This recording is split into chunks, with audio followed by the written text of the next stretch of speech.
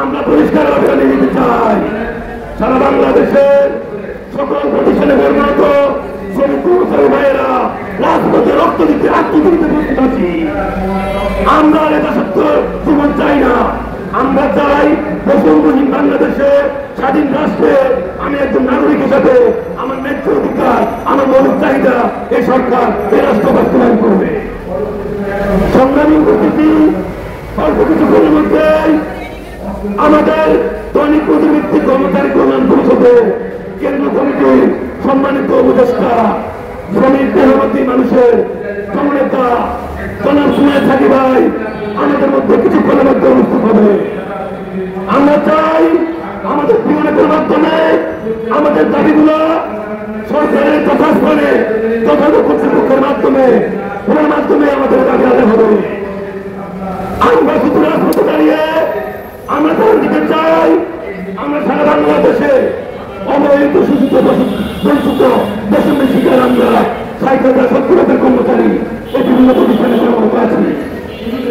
আমাদের প্রত্যেকটা মানুষের কর্মচারীদের অস্থায়িত্ব কর্মচারীদের শ্রমের নামে আজকে রাষ্ট্রের উন্নয়ন কাঠামো হাজার হাজার কোটি টাকা লক্ষ কোটি টাকা উন্নয়ন কাজে ব্যয় হয়।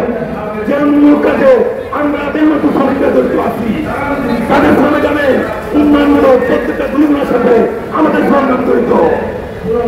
যে দেশ থেকে হাজার কোটি টাকা লোপাট হয় সেই দেশের মেহনত করে গেল শ্রমিকের জন্য আজকে কোনো পদক্ষেপ নাই। আমরা হতাশাগ্রস্ত, আমরা আজকে আশাহত।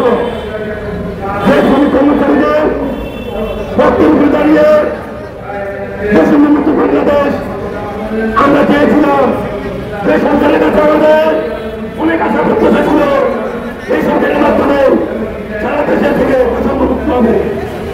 অথচ যে শ্রমিক কর্মচারীদের বক্তব্য দাঁড়িয়ে আসছিলেন দেশের বিচার আন্দোলনের যে সরকার দাঁড়িয়েছে আমরা আশাবাদী মাননীয় প্রধান উপদেষ্টা তিনি একজন শ্রমিক বান্ধব, ওনার মাধ্যমে আমাদের দীর্ঘদিনের জটিলতা সেটা নিরসন হবে।